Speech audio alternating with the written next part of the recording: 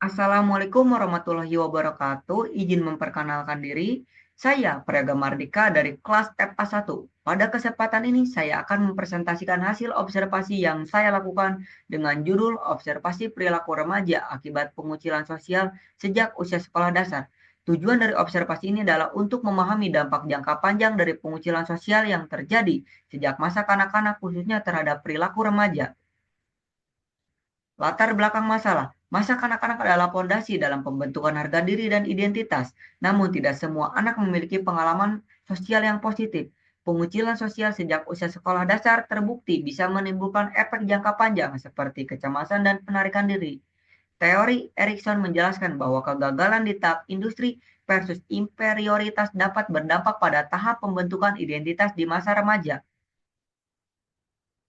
Rumusan masalah. Observasi ini berfokus pada 4 pertanyaan utama. Yang pertama adalah bagaimana pengalaman pengucilan sosial terjadi pada subjek saat SD. Yang kedua, apa dampaknya terhadap perilaku dan emosi subjek saat ini. Yang ketiga, bagaimana gejala trauma muncul dalam bentuk rasa takut atau cemas. Dan keempat, bagaimana tahap perkembangan Erikson dapat menjelaskan pola psikososial subjek. Tujuan dari observasi ini adalah untuk menggambarkan secara konkret perilaku cemas dan penarikan diri pada remaja yang pernah mengalami pengucilan sosial. Observasi dilakukan dalam setting simulasi agar subjek merasa aman. Perilaku yang diamati mencakup ekspresi wajah, postur tubuh, serta interaksi verbal dan non-verbal.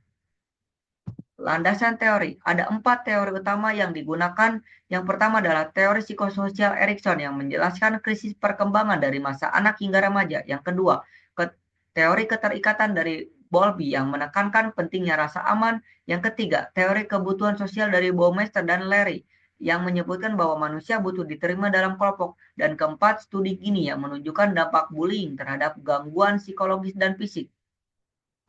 Metode observasi. Saya menggunakan metode observasi partisipatif dalam simulated setting. Pengamatannya dilakukan setiap 5 menit selama 1 jam. Teknik pencatatan dilakukan secara langsung menggunakan lembar checklist. Ini memungkinkan saya untuk menangkap perilaku sosial dan emosional secara real time dan sistematis. Subjek observasi. Subjek adalah remaja perempuan berusia 17 tahun yang duduk di SMKN 10 Bandung. Ia mengalami pengucilan sosial sejak SD. Observasi dilakukan dalam 3 sesi, 1 kali di sekolah dan 2 kali di rumah dalam suasana informal. Subjek juga merupakan kerabat dekat sehingga pengamatan bisa dilakukan dalam setting yang lebih aman dan fleksibel. Hasil observasi. Di sekolah, subjek tampak pasif, cemas, dan menunjukkan ekspresi panik ketika berinteraksi kelompok. Ia cenderung menghindari kontak sosial, namun di rumah ia tampak lebih rileks, tertawa, berbicara bebas, meskipun ekspresi panik tetap muncul ketika membahas pengalaman masa lalunya. Ini menunjukkan bahwa lingkungan sangat mempengaruhi perilaku. Analisis perilaku. Analisis perilaku mengacu pada teori Erikson di tahap industri versus inferioritas. Subjek menunjukkan rasa tidak mampu pada tahap identity versus role confusion. Ia tampak bingung menempatkan diri secara sosial. Ia juga menunjukkan ciri mistrust dan rasa malu, seperti menghindari kontak mata atau menyilangkan tubuh. Semua ini konsisten dengan trauma akibat pengucilan sosial.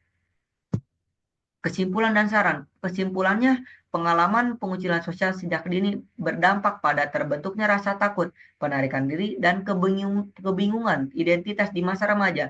Saya menyarankan agar subjek mendapat dukungan psikologis berkelanjutan. Sekolah juga perlu lebih peka terhadap tanda-tanda pengucilan sejak awal. Kedepannya, penelitian lanjutan dengan pendekatan yang lebih luas dapat memperkuat temuan-temuan ini. Terima kasih. Wassalamualaikum warahmatullahi wabarakatuh.